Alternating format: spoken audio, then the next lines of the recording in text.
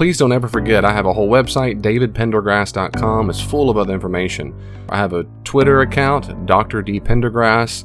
I can send you encouraging texts for free. I'll go to davidpendergrass.com and see all the information there. It can be difficult as a Christian to know what to do with our money. And there are all kinds of good books out there to read, but I encourage you, if you want something short and sweet and to the point, check out my book, Give It Away, on Amazon.com. It's very cheap. Go there today to get Give It Away, and it's a wonderful study to use in small groups. It has discussion questions and reflection questions ready to go. It's a 4-week study on how the earliest Christians used money and their possessions. Have you read A Skeptic Challenges a Christian yet?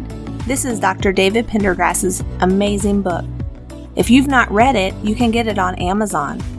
And you could even buy one for a friend. Grab a copy and read it today. Hey, it would help me a whole lot. If you like these podcasts, let people know about it. Just share the link. Just share the link. What would Jesus do? He would share the link. That's what I think. I think he would do that. Let people know about A Glimpse of the Kingdom today.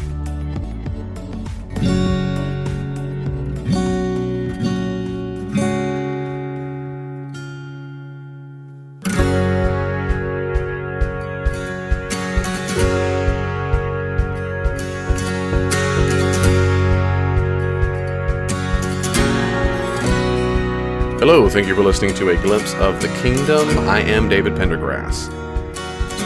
I cannot overemphasize how important beliefs are. Beliefs are overwhelmingly important. I know you might think David's trying to oversell it, but I'm not. I'm really I'm not. One of the most influential and ubiquitous therapeutic processes now that therapists use and we get trained in is called cognitive behavioral therapy. CBT, cognitive behavioral therapy. CBT it's a goal-oriented therapy, psychotherapy, meaning that, and that's a long story, sorry, I'm not going to bore you all the details. You can do your own research. But not all therapy is goal, where you're trying to do little projects and have some relief from anxiety, from depression, from worry, from fear. CBT is goal-oriented, so you can get relief from certain things.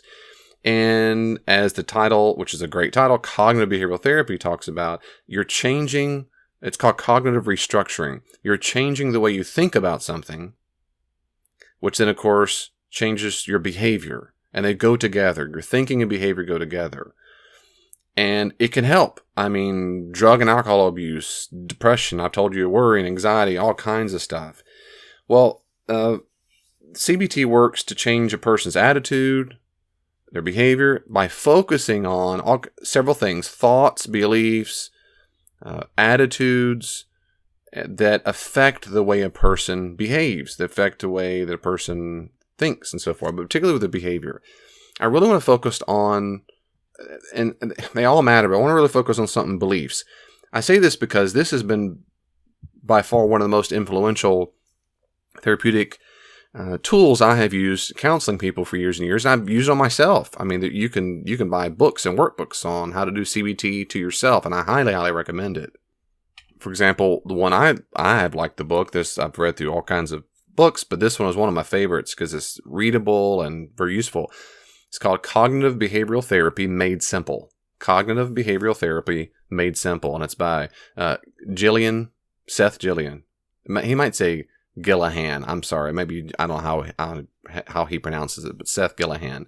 Cognitive Behavioral Therapy Made Simple. On Amazon, you can get it for $10. So anyway, I mean, $10. It's worth, I'm being a commercial right now, but it's worth it. So anyway, cognitive behavioral therapy is very important. I have used it in my counseling of other people for over 15 years, and it's been one of the most useful devices you can use. And of CBT, the one thing I really want to focus on today are beliefs. If you can think of an iceberg, and most people know what an iceberg is, and this is the old analogy, but for various things, but it's true. The iceberg, of course, the tip of the iceberg, or the top that appears outside of the water, is, of course, like a big fat ice cube. It mostly floats. It doesn't all float above the water. Most of the iceberg is beneath the water. In a very similar way, You and I are just like the iceberg. There are two major things going on in the mind. Now, I know this is overly simplistic, but I'm trying to be. I'm sorry. If you've got CBT training and you're a licensed therapist, you're going to say David's missed out on all kinds of factors. There are systems in place, and there are relationship issues, and physical and biochemical.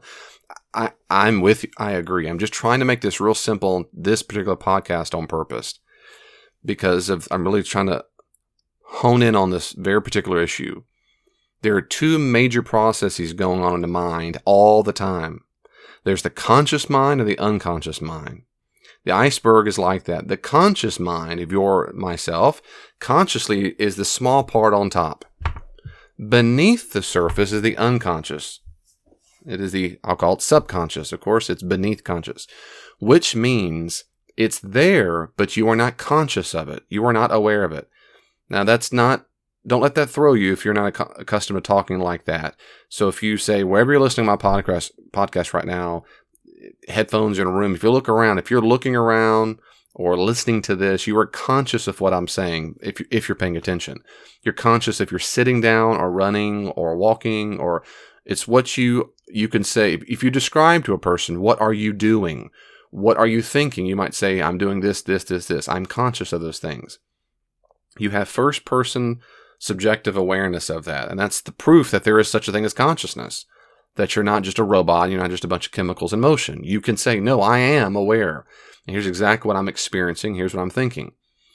I can't go to a microscope and examine your brain. I can't put you in a scan. I cannot tell in your brain what you are thinking. I can't tell you exactly what you're perceiving. If you're dreaming, imagining, I have to ask you. That's how it works, because it's not biochemical. It is the mind. Okay. Anyway, there's a lot about philosophy there. That's the conscious. But here's my point.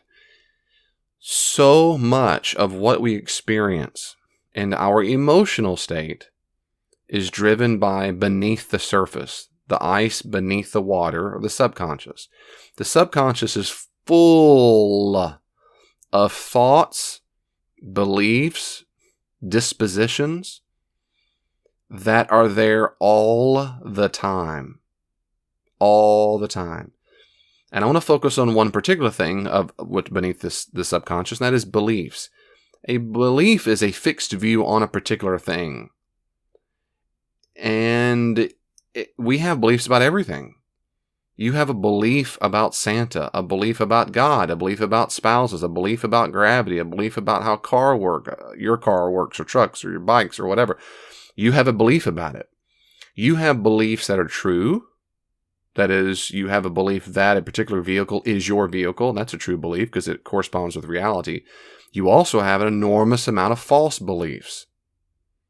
False beliefs are learned just like true beliefs are learned. We learn them from experience. We learn them from giving interpretation to past events. We learn them because people taught us. So many people who are racist were taught racism by their parents. Or perhaps when they were younger, a person of a different race or color of their skin, how you want to say it, maybe they got robbed, and thenceforth they decided very, very quickly, and maybe might even argue subconsciously, they decided that people of that race cannot be trusted. So if a Hispanic person broke in your house, you might have developed the belief that Hispanic people can't be trusted. They're dangerous. If a man or woman raped you, you might have developed the belief that the opposite sex is danger. Many, many, many lesbians are in a lesbian relationship because they were raped or molested by a man. A lot of them will tell you that. A lot of people who are obese, morbidly obese, will say, I'm this obese because I believe that it will make me safe. If I'm overweight, no one will touch me. Why does that matter? Because when I was a child, I got touched inappropriately. And I believe that. And so beliefs can be true, beliefs can be false, but we all have them.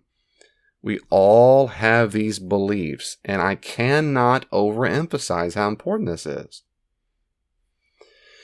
Beliefs will surface in feelings.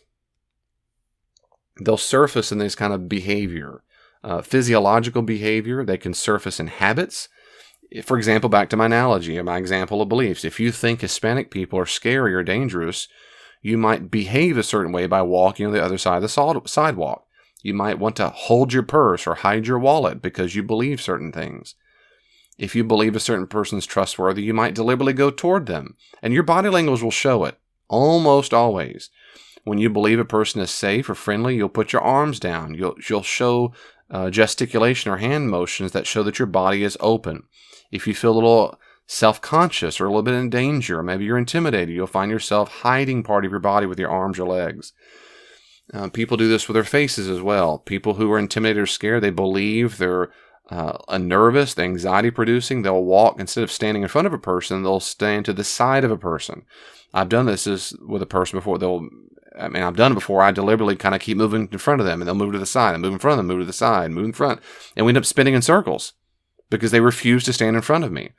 You'll meet some people who believe that if they're not dominant, they are in danger. So they will come into you right up in your face, and they won't move, and they'll stare you in the eyeballs, and they'll put their shoulders back, and they'll kind of puff up their chest. I've seen women do this, girls do this, I've seen men do it, and boys do it. So I'm telling you, behavior is so much driven on what you believe about the person, about the experience, about reality. Let me say a few things about that, because I'm trying to help you. And if you want, well, I'll say more about this later, but if you want help, I offer counseling and life coaching, and I'd be happy to help you. One way to help you to figure out what you believe is typically in counseling, not always, but typically in counseling. Most people come and see me, whether it's in person or whether it's online through website or phone or video chat, whatever, because something's going on in their lives that they don't like. Something. They're either stressed out, they're anxious, they're depressed, they're worried. Some kind of symptom like that is going on. Some kind of symptom, anxiety is going on, and they say, well, I need help to stop this. And that's fine. That's great. I'm always very, very thankful that a person is actually seeking help, because that's what healthy people do. If my leg were swollen and blue and brown, and I go, I got it all figured out, to me, that's just not, it's dumb. Go talk to a medical professional. There are people who train to help your leg. It just doesn't make any sense to me. But I know why. It's because people who usually suffer from pride or deep insecurity of being judged by a counselor. There's all kinds of reasons why a person will be afraid to do that. But whatever your reason is, I'm encouraging you, your reason is probably not a good reason for not seeing a counselor or talking to a therapist. Whatever your reason is for not doing it, it's probably not good. Probably not. So they come to me and we go, what's going on? Now, I won't tell you every single thing because it would take a long time. But here's some tips. When you see that symptom or anxiety, keep asking the so what. What are you scared of? What are you anxious of? Well, I'm scared about blah, blah. And I always say, and that's bad because why? Or that matters because why? Well, because if that happens, then blank. Well, if that's bad because what? Well, if that happens, then blank. Well, if that matters because what? Well, blah, blah, blah. Every single time we do this, eventually you're going to get to the point where you say, there is no more because. I've hit rock bottom. That rock bottom, that's your anxiety-causing belief. That is your anxiety-causing belief. Attack it. And I'll talk about it in a second. You've got to get to the root to figure out what the belief is. Sometimes you can do it very quickly. Sometimes on your own, you can never get to it. I know some people, they're not used to this, they're not good at it, and they just need a counselor or someone to help them do what I just did. And that's perfectly fine if you need the help. That's okay. Get the stinking help. Some people can do this on their own. Great. Well, it took me a long time to get good at it myself, but now I am. Personally, but that's taken years of training. But if you don't have that, fine. But it's the same for everybody. You've got to get out of that rock bottom belief. You've got to get down there. You've got to get down there. And I said attack it. I'm going to come back to what to do about it in just a second. Let me give you an example. In the last 4 months, my truck has just been, bless its heart, it's been beaten up. And my father-in-law accidentally rammed in the front of it. It was in the driveway. And then it took, a month or more to get repaired. And the people who were repairing it broke the mirror. They were checking a sensor for and on a part that wasn't even injured, as it were, and they broke it, and then they had to go on order, then a back order, and then it got fixed, and then it doesn't fold correctly, so now another mirror is on back order, and while it's on back order, someone rammed to the back right side of my truck. I found out on accident. A guy chased me down to Walmart and said, "Man, is that your truck? I help do dent repair." I'm like, what is he talking about? Later on, discovered there's a big dent in my truck. So it's just been 4 months. Well, after this last dent and that and the mirror issue, there was one night, this is a while back at the time of recording this podcast, where I was livid angry.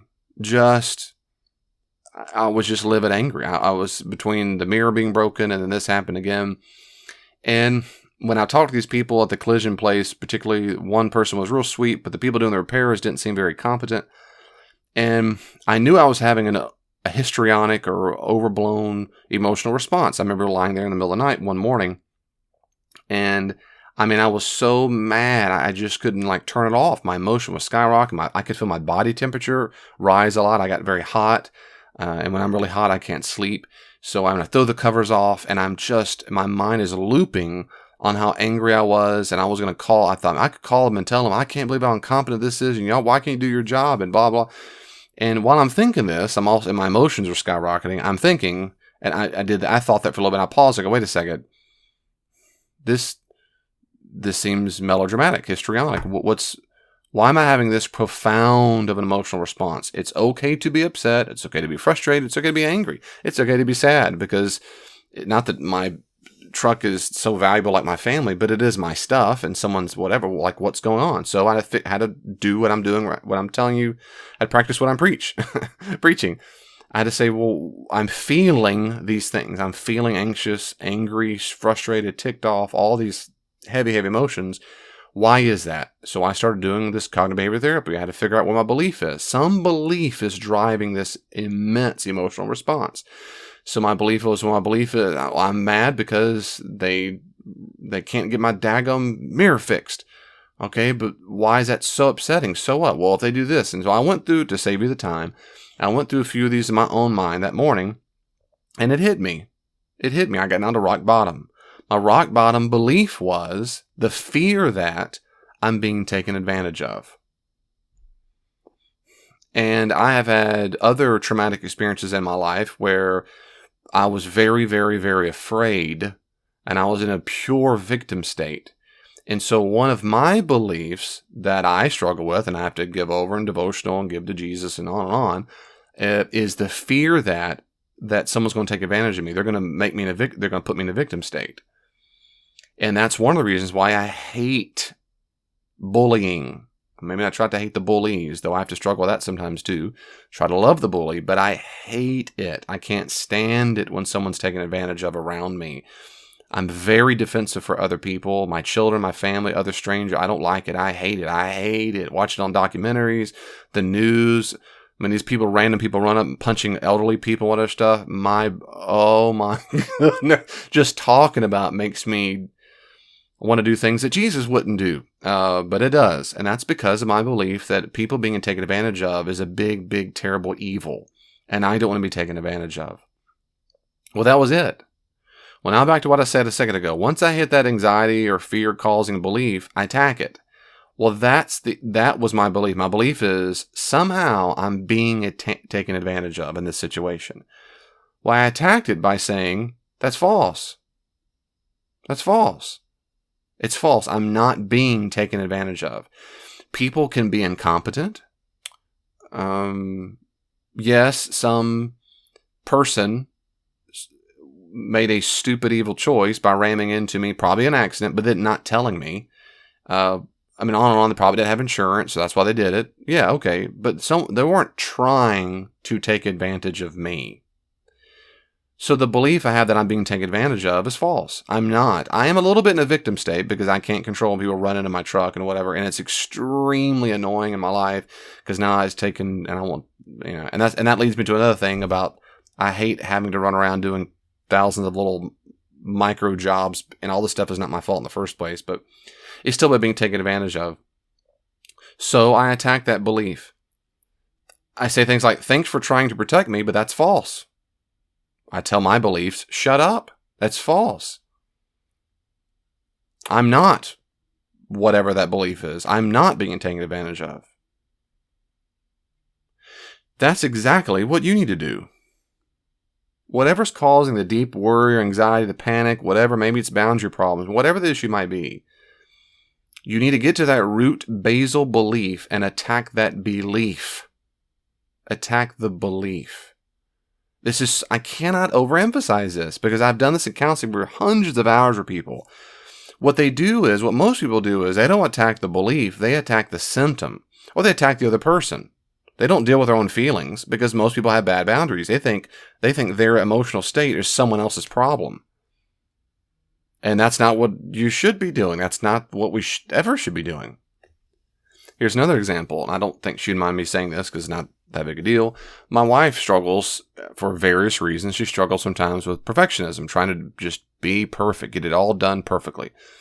And it doesn't matter for this podcast, but I could also tell you the reasons why she's afraid of that. I know exactly why she's afraid of making a mistake.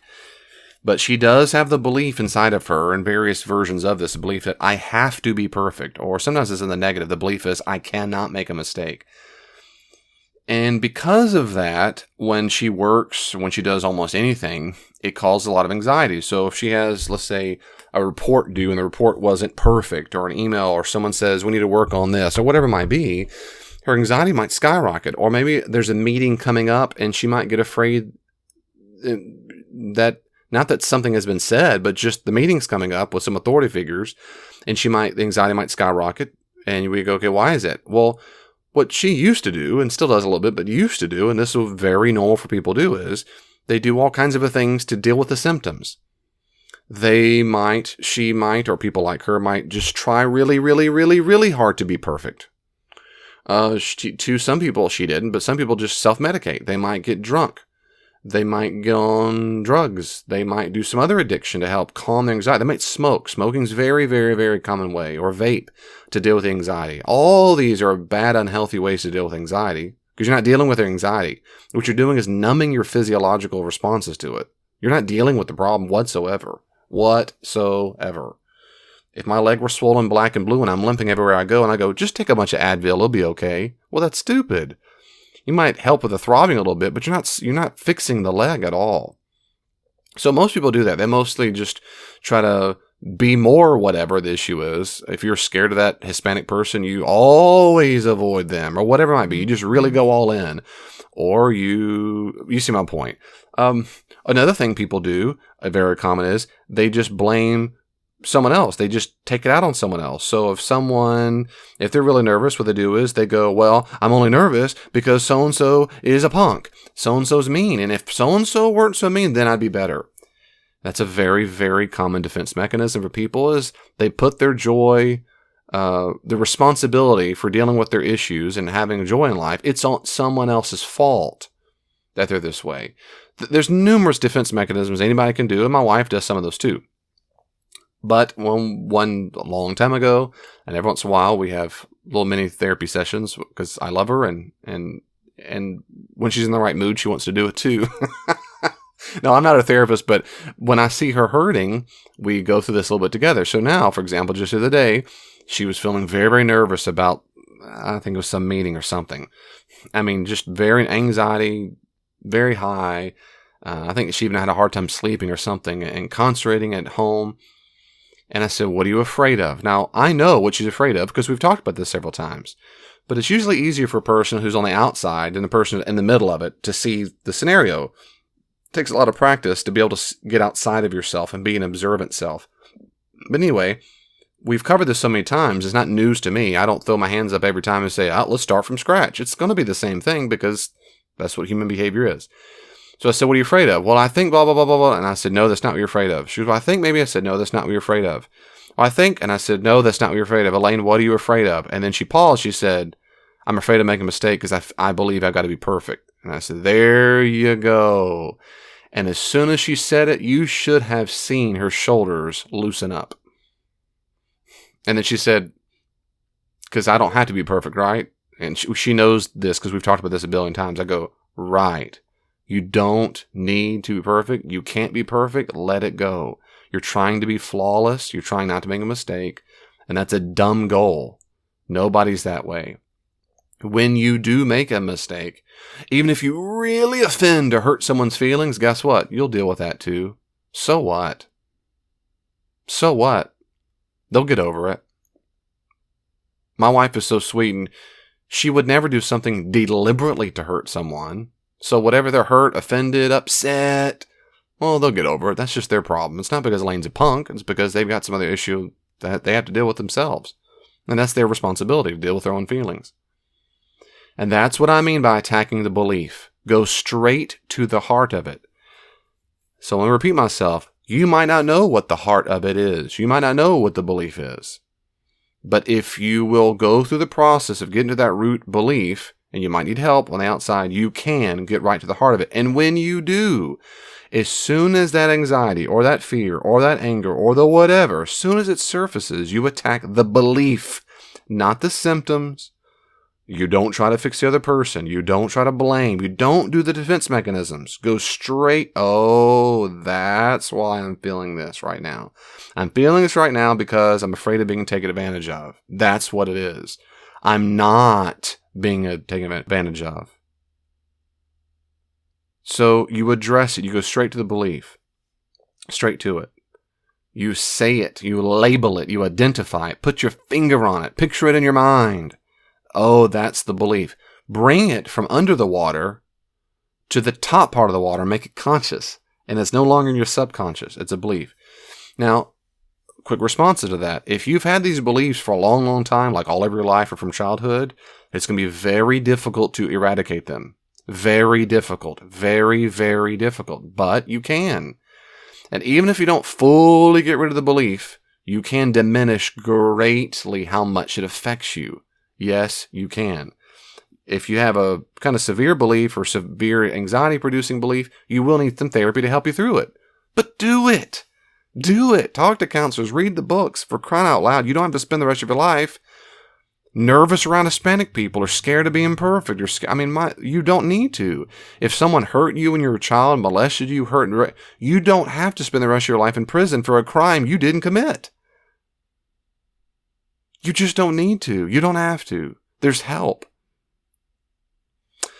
Another thing is, well, David, this seems so strange to me and bizarre to me. I've always been scared. I've always been anxious. What do I do? One thing that really helps me and helps people when they do it too is picture a person who does it well and pretend you're them. Screw how you feel. Who cares how you feel? Pretend that you're this other person.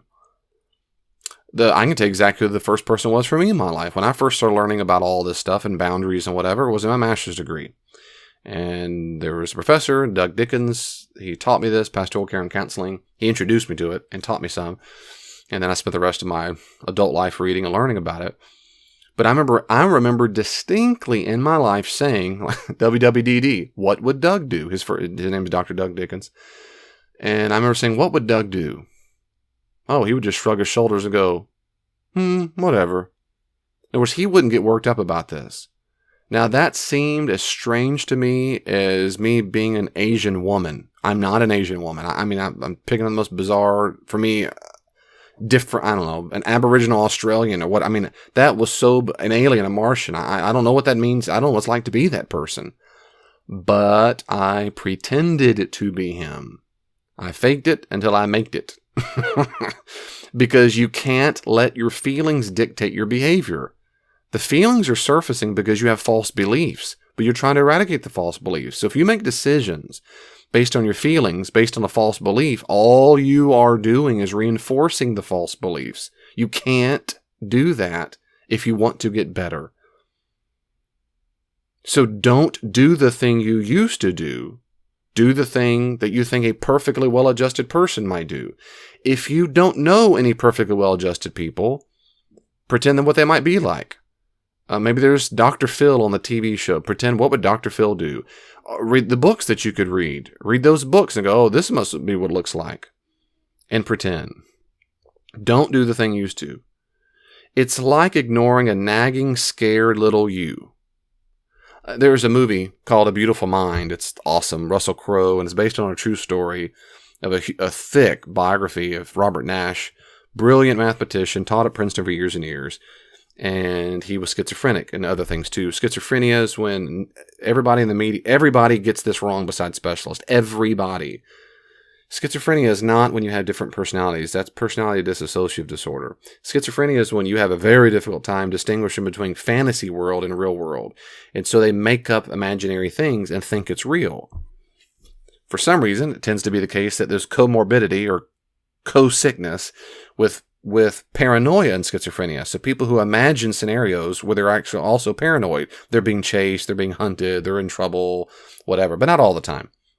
Anyway, he was schizophrenic, and so he imagined a lot of things. And he also was a paranoid schizophrenic. But in the movie, he's got this little girl, and then an older white guy, and then a middle-aged white guy. These pretend characters. He thinks they're real the whole time. I know, newsflash if you haven't seen the movie. But anyway, it's outstanding.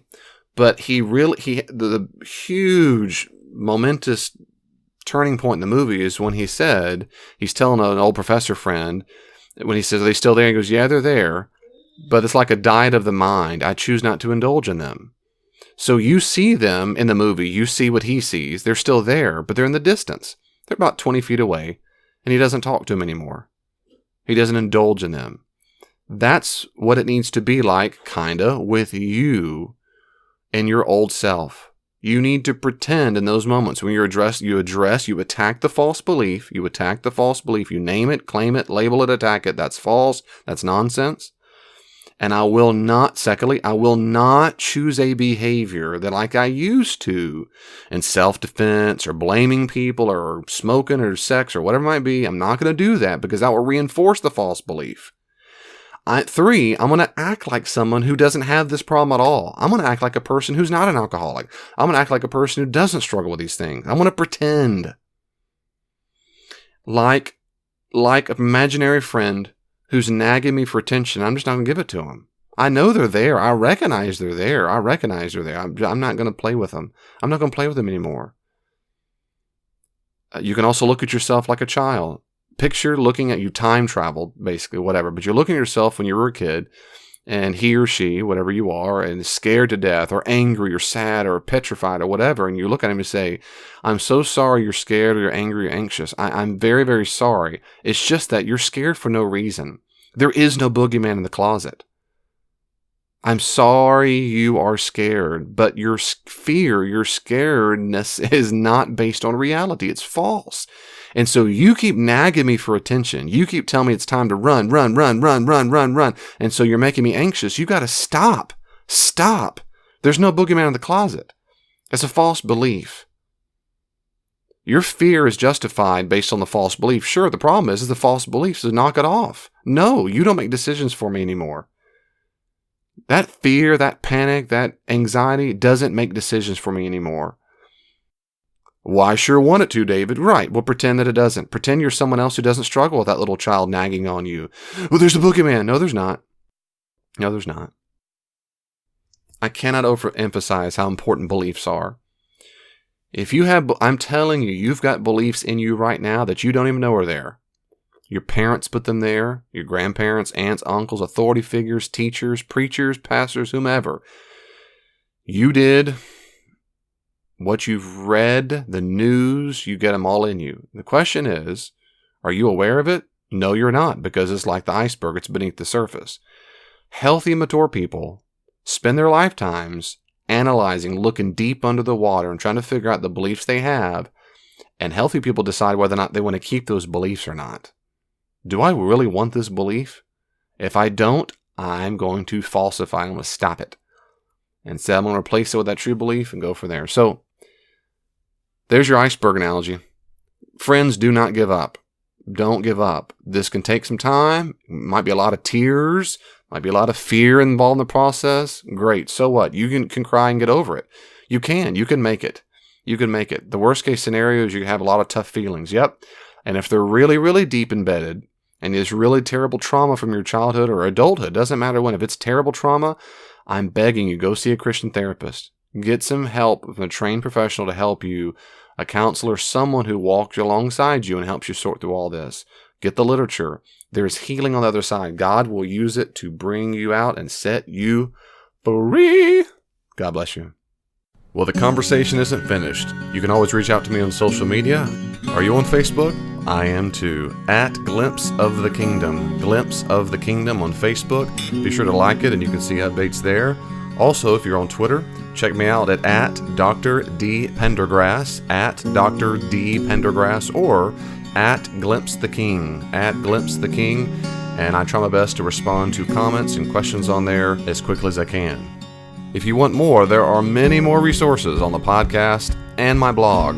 Go to my website, davidpendergrass.com, and you can see a full list of the podcast, and my blog is available for free. Are you active in a church right now? I'd be happy to come out to your church and do all kinds of classes and workshops there. Check out davidpendergrass.com, davidpendergrass.com for more information. And may God in His great grace give you even just a glimpse of His kingdom this week. See you next time.